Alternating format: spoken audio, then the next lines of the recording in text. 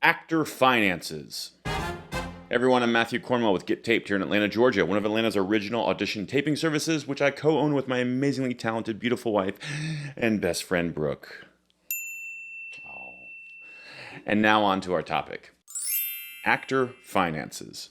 Okay, so this is a broad topic, which is why I quietly put out a poll on our YouTube channel asking what you wanted to talk about when it came to actor finances. Thousands of you did not reply. So with the few votes I did get, I want to cover the following topics. Tax time, finances throughout the year, finding money that's owed to you, and simply affording this lifestyle. And as always, I'll highlight these concepts through anecdotes from my own career. Now, I'm recording this video right in the middle of tax season, so I want to start by talking about W-2s and 1099s. Now, you may receive only one 1099 from your agent or from a production company, or you might have 30 W-2s and 1099s because you're in a two-actor household like Brooke and myself. Either way, you must be disciplined in your record keeping. Why? Well, because the payroll companies, your agent, and anyone else who is in the chain of custody of your money can make mistakes. And they do. All the time. Just last week, I was comparing my check stubs for a commercial that I did a couple years ago to the W-2 I received from that payroll company and making sure the amounts matched. Turns out they never mailed me a check for $2,400, $1,900 after taxes. I now have that money thanks to my excellent record keeping. And as I wait for the rest of my residuals to come in from last year, side note, they won't all fully show up until sometime in mid-March. Lasai. I have a feeling I'm missing a few other checks. That's a lot of potential money that's owed to me, and maybe you. Now, on the flip side, I've caught the opposite error. One particular year, I had worked a single day on a project, and when the W-2 came around tax time, they had credited me as working 2 days, basically double the daily rate. So I called them up saying, hey, either you owe me money, in which case send it to me right meow, or there was a clerical error, and you need to issue me another W-2. It was the latter. It was a clerical error, so they issued me another W-2. And the reason it's so important to make sure that you end up with the right documentation is, come tax time, you don't want to be filing with the IRS with wrong numbers, because that could affect the amount you owe or get back, or God forbid, an eventual audit. And if it's union work, you don't want to be reporting false numbers to the union, which in this case would inflate the amount of dues that I owed the next year. Certainly don't want that. And there is zero way you're going to catch any of these errors if you simply hand your W-2s and 1099s off to your tax professional. In fact, sometimes payroll companies forget to send you the W-2 altogether, or they have an old address on file and it never gets to you. And if you have not been keeping excellent records all year, you might not even notice. So what do I document? Good question. Well, I keep a master spreadsheet of every single check that Brooke and I receive that is acting related. This spreadsheet goes back years, more than a decade. And in that spreadsheet, I keep track of the date of the check, the gross amount, the net amount, any commissions paid for sessions, residuals, fittings, ADR, etc.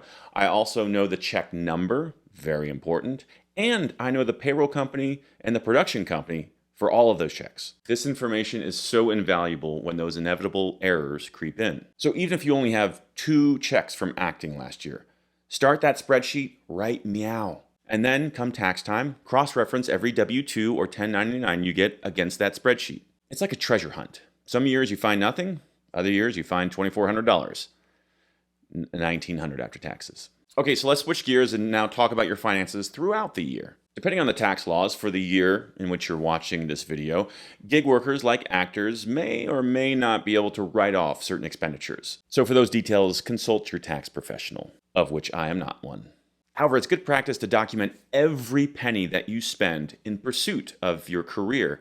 Things like headshots, classes, workshops, self-taping expenses at Get Taped or building your home setup, mileage in the pursuit of your career, to classes, auditions, etc. Be careful, because if you get reimbursed for mileage on set, for instance, you can't also write that off. Grooming expenses that are required by a production. For instance, some commercials have been known to require the actors to go get manicures before the shoot. If they do not reimburse you, then you can write that off. But be careful, because if they do reimburse you, once again, you cannot also write it off. Union dues, home office expenses like a new computer or a printer or printer ink, printer paper. But once again, be careful with this one, because if you use any of this home office for personal stuff, then you cannot write it off as a business expense, at least not the whole thing. Once again, consult your tax professional. When in doubt, document everything. It's so much easier if you have it and you can just hand it off to your certified tax professional or CPA and let them sort through what is useful, what is not, what can be written off, what can't, than to not document anything and then have them coming to you with question after question asking, hey, did you spend any money on this or that? Or where is the documentation supporting this write-off that you have? And even if you can't write anything off this year based on the tax laws, you should still keep meticulous records, because it is such a good practice to be able to look back on any given time frame, last month, last year, and look at a summary of your expenses and your income to see how you're doing. Okay, next I want to talk about finding money that is owed to you. I did a video about this previously, so I will link that in the show notes below. But the quick and dirty version is that there are many errors that productions can make that would result in you being owed more money. Most of the time, they don't catch the error, or if they're being more nefarious, they're just waiting for you to ask. And if you don't, well, then they get to keep your money. So things like incorrect billing. Did they misspell your name in the credits? $1,000. Did they credit you as stunts instead of cast? $1,000. And yes, both of those happened to me, and I ended up receiving paychecks of around $1,000 for these errors because I saw them and filed a claim with SAG-AFTRA. Now, for non-union productions, you don't get those same protections, so sorry. But let's talk about commercials for a second. Union or non-union, it is very common that your commercial is now out of contract, but they continue to air it. And that means they owe you money. Now, once again, for union productions, it's a little bit more straightforward and easy to get that money. For non-union, you might find yourself tracking that down for months. Or if the commercial was originally only supposed to air on web and suddenly you see it on broadcast, well, now they owe you. And while we're talking about contracts, know your contract, read your contract, take pictures of your contracts. Yes, even on union productions. A couple years ago, a production tried to get me to sign a new version of the contract that had just one little error they had made, which was true. It was an honest error, but they tried to slip in something else that had implications of around $8,000. Had I not been keeping meticulous records and reading my contract, then I would have missed this potential $8,000 that was owed to me. Again, productions aren't looking for these errors. They're not assuming that they're making these errors. And your agent, unfortunately, doesn't have the time or resources to be looking for these errors either. Only you will be able to find these errors on a reliable basis. And that's only if you're looking for them. Okay, so let's talk about just the artist lifestyle in general. Let me just say there are countless resources out there for creating a budget, sticking to that budget, finding extra savings, etc. There are also apps out there that will help you divert money automatically to an investment account or a savings account. And my friends Alex and Allison over at Beyond Acting have a year-long program focusing on the business side of acting.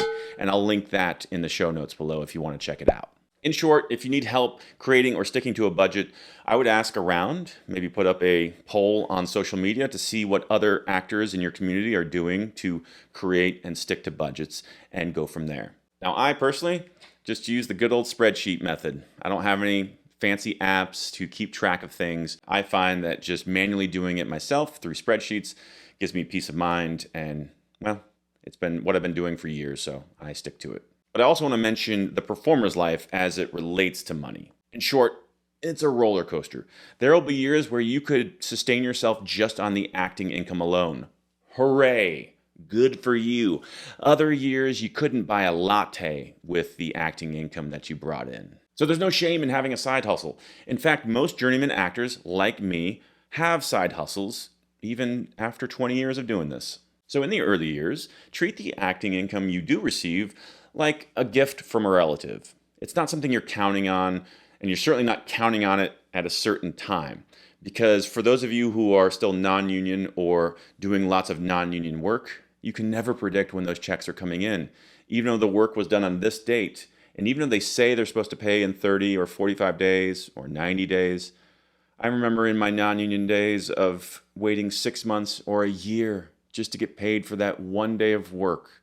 And it's a travesty that the actors are the last to get paid, for the most part, on productions, sometimes months after the project is airing. It's unconscionable that production companies that continue to treat actors this way by delaying payments months upon months are allowed to even stay in business. But that's a soapbox for another day. The bottom line is, if your financial health is dependent on your booking ratio, then you're going to be on a roller coaster of emotions that is not helpful for career longevity. Because if you walk into the audition room or into your self-tape with the thought of, I have to book this to make rent, then that desperation will seep through the camera lens or throughout that audition room, and quite honestly might be the reason you do not book that role. So you need to establish a financial rhythm that allows you to pay your bills each month, have some savings, donate to charity, regardless of how many bookings you have. BT Dubs, I highly recommend that you donate to charity or tithe every single month, even when you're strapped for cash. Why? It helps foster a healthier relationship with money. Money is not the root of all evil, contrary to how some people like to misinterpret scripture. But when you make money an idol that you worship, sounds extreme, but most of us do it, that is what is unhealthy. By giving money to charity, paying for the next person's latte, or giving change to that homeless person on the exit ramp, you're taking steps to reclaim your dominion over money. And that's important because we all know that money is the root of a lot of problems in our society. Anxiety, stress, relationship problems, just to name a few. And so I want to end this longer video with some suggestions for side hustles that will give you income that could help you pay bills and have savings, and also give you the flexibility to continue to pursue your acting career. Being a server. This is the stereotypical one, but it's also because it's one of the best ones in terms of flexibility. Now, if being a server makes you nauseous or gives you nightmares like it did Brooke, then don't do it. But if it brings you joy and you're good at it, then if you choose a job that relies on tips, you can make a lot of money in minimal hours and still have that flexibility to pursue acting. Temp work. You could join a temp company where you get to work a new job every few weeks or months that could keep things interesting. But again, only if that floats your boat. Substitute teaching. When I did this 20 plus years ago, there was so much need for substitutes that I could choose to work every single day of the week or not. Now, it didn't pay that great, but I could have made rent and paid my bills if I did work Monday through Friday every week. Work at a taping service. But sorry, we're not hiring. Do you make the world's best cheesecake? Actually, you don't. Brooke does. But if you do make something like that that is amazing, sell it to some local restaurants at a huge markup. Do you enjoy making crafts? Start an online shop. And speaking of that, everyone has a skill that, if you think hard enough about it, could be turned into some sort of small business. Not everyone is cut out to be a full-on business owner. Heck, I know I didn't think I was. When Brooke and I started Get Taped in 2010, it was just a small idea we had running out of our apartment, and 10 plus years later, it grew into the business it is today. Standardized patients. How do you think doctors learn bedside manner and how to diagnose patients based on the symptoms that they are exhibiting? They hire actors often. So call up your local hospitals or Google standardized patients or simulated patients in your area. Similarly, actors are used all the time for mock trials, police training, etc. So you might be able to find those opportunities in your area. Or if you want to stay in the industry, you can do background work. It's not glamorous. Some people hate background work, in which case, don't do it. And oftentimes it doesn't pay that well. You can make sometimes more as a substitute teacher than as an extra. But sometimes it does pay well, especially if you get an overnight shoot or overtime. And if it does bring you joy, then it can be a good way to stay in the industry and make that extra bit of income. Okay, so what did I miss? What side hustles do you have that have gotten you through the lean times but can be paused or quit when you are booking like crazy? Drop a comment below. And once again, this is a broad topic that I just didn't have time to really dive into all the nitty-gritty details. But hopefully I gave you an overview of how important it is to be disciplined when it comes to your money. Because again, you don't want to fall into the trap of letting money gain dominance over you. It's just not a good place to be in. That's it for now. Thanks for watching, and we'll see you on set.